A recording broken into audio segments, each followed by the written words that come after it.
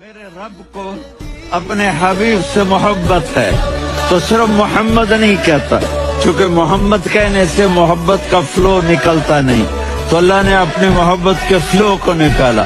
میرا محمد، میرا احمد، میرا ماہی، میرا حاشر، میرا عاقب، میرا فاتح، میرا قاسم، میرا ابو القاسم، میرا طٰہٰ، میرا یاسین۔ اللہ نے پورے قرآن میں سارے نبیوں کا نام لیا، یا عیسیٰ، یا موسیٰ، یا یحییٰ، یا ابراہیم، یا نوح، نام لے کر پکارا، لیکن اپنے حبیب کو ایک دفعہ بھی یا محمد نہیں کہا، بلکہ لقب سے پکارا، یا ایھا النبی، یا ایھا الرسول، یا ایھا المزمل، یا ایھا المدثر۔